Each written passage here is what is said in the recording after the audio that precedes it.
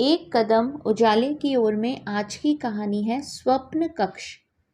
एक शहर में एक परिश्रमी, ईमानदार और सदाचारी लड़का रहता था। माता पिता, भाई बहन, मित्र, रिश्तेदार सब उसे बहुत प्यार करते थे। सबकी सहायता को तत्पर रहने के कारण पड़ोसी से लेकर सहकर्मी तक उसका सम्मान करते थे। सब कुछ अच्छा था, किंतु जीवन में वह जिस सफलता प्राप्ति का सपना देखा करता था वह उससे कोसों दूर था। वह दिन रात जी जान लगाकर मेहनत करता, किंतु असफलता ही उसके हाथ लगती। उसका पूरा जीवन ऐसे ही निकल गया और अंत में जीवन चक्र से निकलकर वह काल चक्र में समा गया। चूंकि उसने जीवन में सुकर्म किए थे, इसलिए उसे स्वर्ग की प्राप्ति हुई। देवदूत उसे लेकर स्वर्ग पहुंचे। स्वर्ग लोक का अलौकिक आनंद, सौंदर्य देख वह मंत्रमुग्ध हो गया। देवदूत से बोला, ये कौन सा स्थान है? ये स्वर्ग लोक है। तुम्हारे अच्छे कर्म के कारण तुम्हें स्वर्ग में स्थान प्राप्त हुआ है। अब से तुम यहीं रहोगे, देवदूत ने उत्तर दिया। यह सुनकर लड़का खुश हो गया। देवदूत ने उसे वह घर दिखाया जहां उसके रहने की व्यवस्था की गई थी। वह एक आलीशान घर था। इतना आलीशान घर उसने पहले जीवन में कभी नहीं देखा था। देवदूत उसे घर के भीतर लेकर गया और एक एक कर सारे कक्ष दिखाने लगा। सभी कक्ष बहुत सुंदर थे।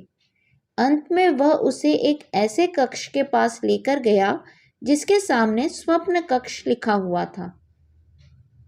जब वे इस कक्ष के अंदर पहुंचे तो लड़का यह देखकर दंग रह गया कि वहां बहुत सारी वस्तुओं के छोटे छोटे प्रतिरूप रखे हुए थे।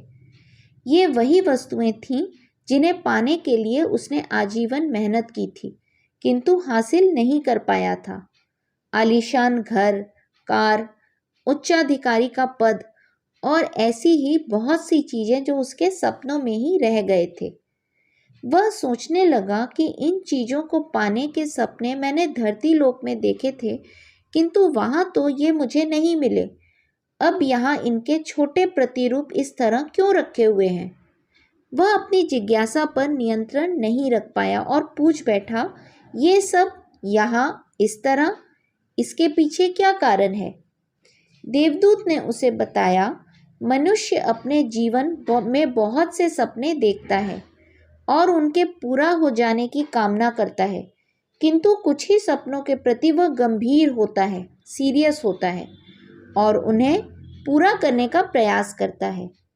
ईश्वर और ब्रह्मांड मनुष्य के हर सपने को पूरा करने की तैयारी करते हैं, लेकिन कई बार असफलता प्राप्ति से हताश होकर और कई बार दृढ़ निश्चय की कमी के कारण मनुष्य उस क्षण प्रयास करना छोड़ देता है जब उसके सपने लगभग पूरे ही होने वाले होते हैं। उसके वही अधूरे सपने यहाँ प्रतिरूप के रूप में रखे हुए हैं। तुम्हारे सपने भी यहाँ प्रतिरूप के रूप में रखे हैं।